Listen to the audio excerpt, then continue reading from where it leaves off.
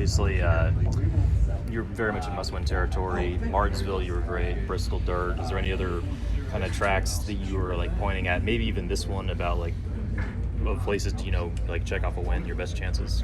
Yeah, I think this weekend's a great opportunity. Last year we sat on the pole here, led a lot of laps, and then during qualifying I kind of messed it up. So yeah, I think this is a great opportunity. I mean, obviously the mile and a halves we've not been very good at all. So the short tracks and road courses are for sure going to be our best opportunities, I feel like. So just got to try to capitalize. I mean, it definitely opens up some things for us just knowing that you're in a must-win.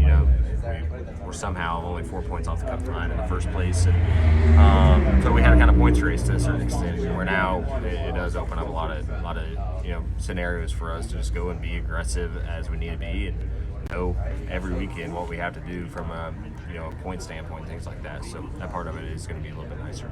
I have to assume you didn't know anything. No, I mean, I don't even know how to work on a sprint car. I grew up racing them my whole life, so yeah, I mean, I don't really know anything about the parts and pieces. I just show up every weekend and drive. Yeah. Does that make it more heartbreaking for a driver because you're the biggest loser in all of this? No, I mean, I think that we're all a team, right? So, I mean, it's my name that gets put on the penalty, but we're all a team. I believe in those guys. I make mistakes every single weekend in the car, literally multiple times. So, mistakes happen. I got their back just like I know they have my back, so that's part of it. What was your reaction like when you heard that? Was it shock? Was it anger? Was it frustration? What was going through your mind? I don't know. I really don't know. It's a certain feeling. Surprised, I guess. But, yeah, I mean, it was frustrating, but at the same time, it is what it is. Like, we can't change it. That obviously the penalty was justified. So, yeah, I mean, I don't think that I can sit here and be mad about it or anything like that. It is what it is, and I just got to go on and try to make the most out of this season. The penalty could have been a lot worse. Like, they could have totally taken our playoff eligibility and everything away. So we still have 11 weeks to try to win a race, and that's what we're doing. So how did you find out about the penalty?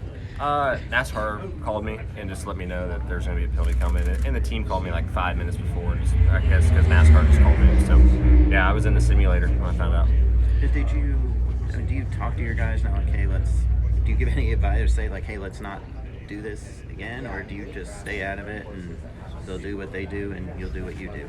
Yeah, I just stay out of it. Truthfully, I can't give any input on what, I know nothing when it comes to the car. So for me to be sitting there and giving input is kind of irrelevant. Just like for them, they're not professional race car drivers, so they're not telling me what to do as far as in the car. They can try to give me like constructive criticism, but they're not telling me like this is how you have to drive it every week. So yeah, I just stay out of it.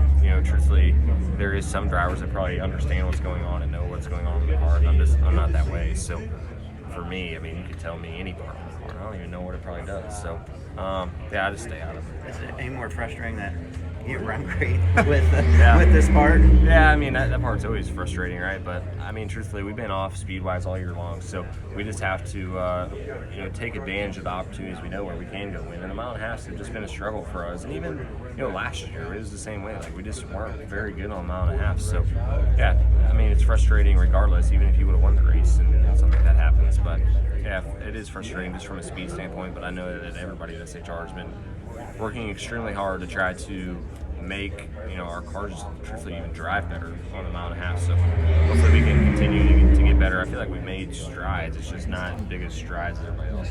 Being in the hole that you're in now, points-wise, does it change your approach a little bit? That basically the only thing that helps you now is a win. I mean, I go to the track every weekend to win, so I don't think it changes anything. From a strategy standpoint, it probably changes some things, but from the driver's seat, I mean, I'm running 110% every single lap, so no, it doesn't change my outlook because I definitely go to the racetrack to win every weekend, and like I said, from a strategy standpoint, now it just opens some doors up where, say before we're running 7th to 10th in a stage and the caution comes out with, say, 15 to go, like we would have to stay out to try to get the points, where now we can just flip the stages and things like that. So it does make it, it's never easy to win, but it does make it a little bit easier to win when you can go off strategy, guys, because you know that points mean absolutely nothing at this point. So hopefully we can use that to our advantage. There's a lot of road courses coming up. Now with no stage breaks, it makes it a little bit harder, but it's a great opportunity too here, just with how hard it can be sometimes to pass and tires don't fall off a ton. So yeah, we have a really fast car. Qualifying didn't really show that just with how loose I got, but I think that we just have to go win, and that's what we're trying to do.